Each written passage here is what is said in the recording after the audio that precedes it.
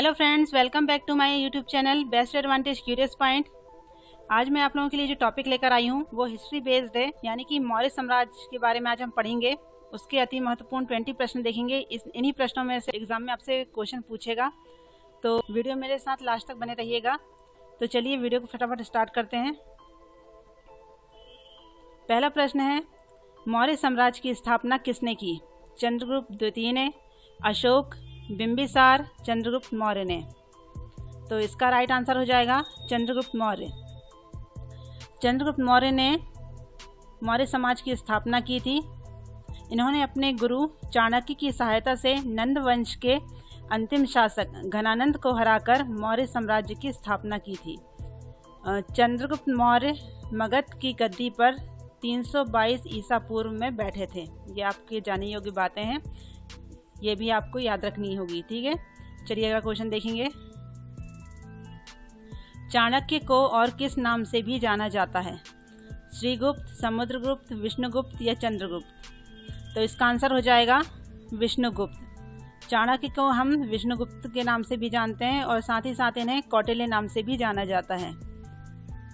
तो ये दोनों नाम हमें याद रखने हैं। चाणक्य को कौटिल्य नाम से और विष्णुगुप्त नाम से भी जाना जाता है। अगला क्वेश्चन देखेंगे। चंद्रगुप्त मौर्य ने अपने अंतिम दिन कहाँ गुजारे? पाटलिपुत्र, काशी, श्रवणबेलगोला या उज्जैन? तो इसका राइट आंसर हो जाएगा श्रवणबेलगोला। चंद्रगुप्त मौर्य अपने अंतिम दिनों में जैन साधु भद्रबाहु से दीक्षा ग्रहण करके उनके साथ श्रवणबेलगोला चले गए और यहीं पर उन्होंने उपवास के दौरान अपना शरीर त्याग दिया। श्रवणबेलगोला मैसूर में है, ये कर्नाटक में है। तो अब हमें ये सब चीज़ें ध्यान रखनी चाहिए, जो एक्स्ट्रा बातें मैं आपको बता रही हूँ। अगला क्वेश्चन देखेंगे हम। अर्थशास्त्र की रचना किसने की थी? कौटिल्य, पुष्यमित्र, धनानंद या बिंबिसार? तो इसका आंसर हो जाएगा कौटिल्य। अर्थशास्त्र की रचना किसने की थी? तो ये है, इसका आंसर है कौटिल्य है। एग्जाम में कई बार ये प्रश्न भी पूछ लेता है कि अर्थशास्त्र का संबंध किससे है, तो हमें याद रखना है इसका संबंध राजनीति से है।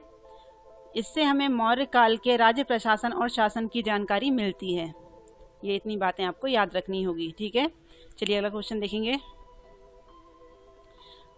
किस राजा की कहानी मुद्रा राक्षस नाटक का विषय है?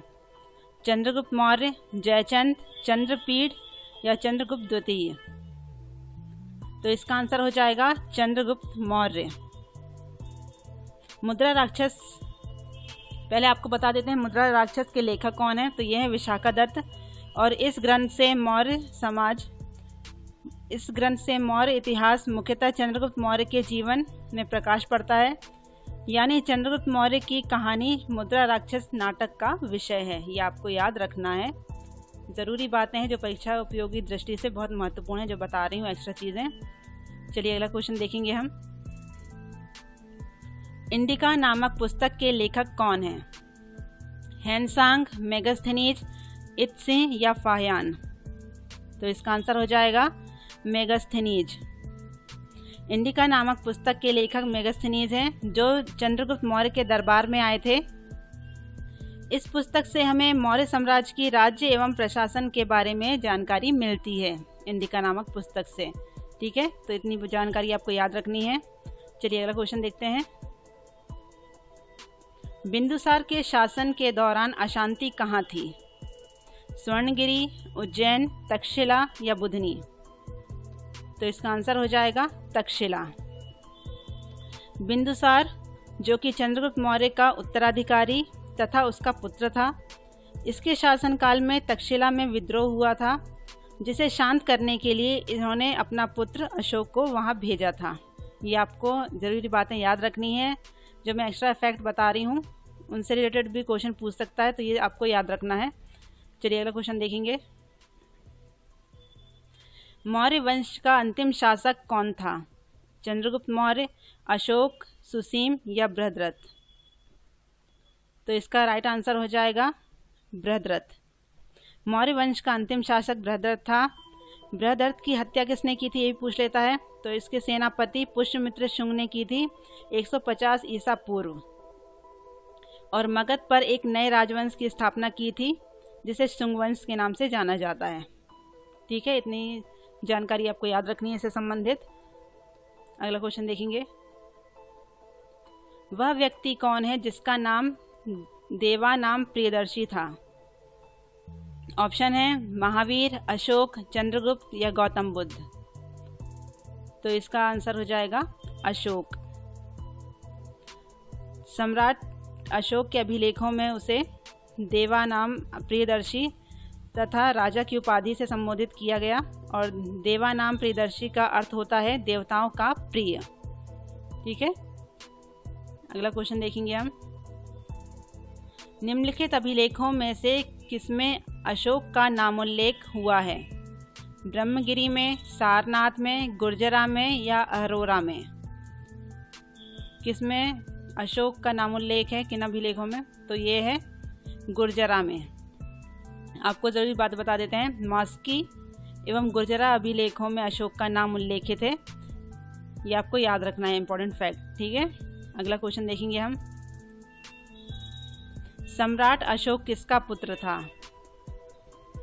तो इसका आंसर हो जाएगा बिंदुसार का। सम्राट अशोक बिंदुसार का पुत्र था। अगला क्वेश्चन है, कलिंग युद्ध की विजय तथा क्षत्रियों का वर्णन अशोक के किस शिलालेख में है? पहला शिलालेख, दूसरा शिलालेख, 12वां शिलालेख या तीसरा शिलालेख? कलिंग युद्ध की विजय तथा क्षत्रियों का वर्णन अशोक के किस शिलालेख में मौजूद है? तो ये है 13वें शिलालेख में। अशोक के 13वें शिलालेख से ये पता चलता है कि इस कलिंग युद्ध में 1 लाख लोग मारे गए थे और 1.5 लाख लोग को बंदी बना लिया गया था। इस युद्ध में भीषण नरसंहार से अशोक का मन द्रवित हो गया था और उसने निर्णय किया कि इस युद्ध को त्यागने की घोषणा कर दी थी। सम्राट अशोक ने अपने 8वें वर्ष लगभग 261 ईसा पूर्व में कलिंग पर आक्रमण किया था। कलिंग की राजधानी तोसली पर उसने अपना अधिकार कर लिया था। आपको ये भी बता देते हैं कि कलिंग वर्तमान में उड़ीसा में है। ये इतनी चीज़ें आपको याद रखनी है। ठीक है, बहुत इंपॉर्टेंट बातें मैं बता रही हूँ और आप चाहो तो नोट डाउन कर सकते हो। चलिए अगला क्वेश्चन देखेंगे हम, अशोक का उत्तराधिकारी कौन था? कुणाल, बिंदुसार, राहुल या इनमें से कोई नहीं? तो इसका आंसर हो जाएगा कुणाल। पुराणों के अनुसार अशोक का उत्तराधिकारी कुणाल था। बिंदुसार अशोक के पिता थे और ये जो राहुल है वो भगवान गौतम बुद्ध के पुत्र थे। यह बातें आपको याद रखनी है। ठीक है, पुराणों के अनुसार अशोक का उत्तराधिकारी कुणाल था।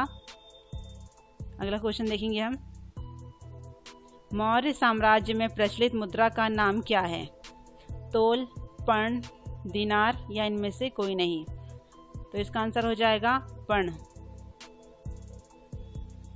मौर्य काल में सिक्के सोने, चांदी, तांबे के बने होते थे। इन सिक्कों को निष्क और सुवर्ण कहा जाता था।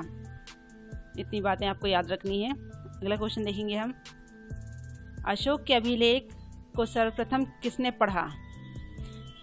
जेम्स विलियम में, जेम्स प्रिंसेप ने, जेम्स प्रिंसेप ने या इनमें से कोई नहीं?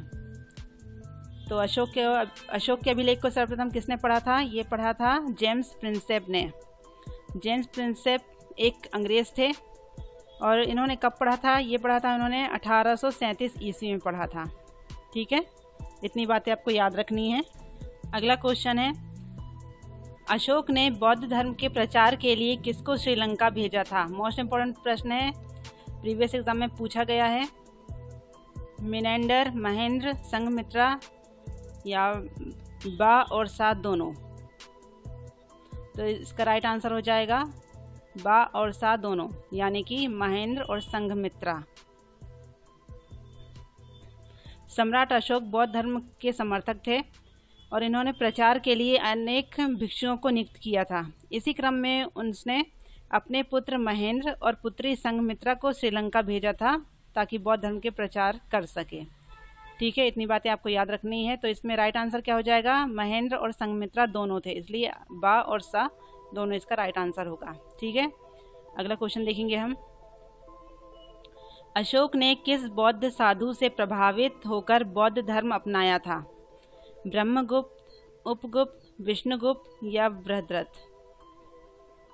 तो इसका राइट आंसर हो जाएगा उपगुप्त। सम्राट अशोक ने बौद्ध साधु उपगुप्त से प्रभावित होकर बौद्ध धर्म अपनाया था। उपगुप्त से ही इन्होंने बौद्ध धर्म की दीक्षा ली थी। ये चीज़ें आपको याद रखनी है, ठीक है। अगला क्वेश्चन देखेंगे हम। मौर्य काल में सीता से क्या तात्पर्य है? मौर्य काल में सीता शब्द से क्या अर्थ होता है? ऊसर भूमि, एक धार्मिक संप्रदाय, एक देवी या राजकीय भूमि से प्राप्त आय। तो इसका राइट आंसर क्या हो जाएगा? राजकीय भूमि से प्राप्त आय। मौर्य काल में सीता से अभिप्राय था राजकीय भूमि से जो प्राप्त होने वाली आय है उसे सीता शब्द से संबोधित किया जाता था, ठीक है। इतनी बातें आपको याद रखनी है। मोस्ट इम्पोर्टेंट क्वेश्चन है, प्रीवियस एग्जाम में पूछा गया है, कई एग्जाम में पूछा गया है इसको, तो याद रखना है आपको। चलिए अगला क्वेश्चन देखेंगे। किसके शासनकाल में डायमेकस भारत आया था? चंद्रगुप्त मौर्य, अशोक, बिंदुसार या कनिष्क? तो इसका राइट आंसर हो जाएगा बिंदुसार। डायमेकस एक राजदूत था जो बिंदुसार के दरबार में आया था। तो किसके शासनकाल में आया था ये भारत? बिंदुसार के। इतना याद रखना है आपको। और डायमेकस एक राजदूत था, ठीक है। अगला क्वेश्चन है, मौर्य वंश के तत्काल बाद किस वंश ने आकर मगध राज्य पर शासन किया? शुंग वंश, नंद वंश, सातवाहन वंश या कर्ण वंश? तो इसका राइट आंसर हो जाएगा शुंग वंश। जैसा कि जब भी मैंने आपको बताया था इससे पहले वाले जो क्वेश्चन थे, मौर्य वंश का जो अंतिम शासक था वृहद्रथ, और वृहद्रथ की हत्या की थी सेनापति पुष्यमित्र शुंग ने 150 ईसा पूर्व, और मगध पर एक नए राजवंश की स्थापना की थी जिसे शुंग वंश के नाम से जाना जाता था, ठीक है। ये वही शुंग वंश है। तो फ्रेंड्स, ये थे 20 क्वेश्चन जो बहुत इंपॉर्टेंट थे, मौर्य समाज पर आधारित थे। आई होप आपको मेरा ये वीडियो पसंद आ रहा है। तो थैंक्स फॉर वॉचिंग। मेरे द्वारा दी हुई जानकारी अगर आपको यूज़फुल लग रही है तो प्लीज़ मेरे channel best advantage curious point को लाइक कीजिए, शेयर कीजिए, सब्सक्राइब करिए, बेल आइकन प्रेस करिए और साथ ही साथ कमेंट करना मत भूलिएगा। ऐसे इंपॉर्टेंट क्वेश्चन के साथ मैं फिर मिलूँगी नेक्स्ट वीडियो पर। तब तक के लिए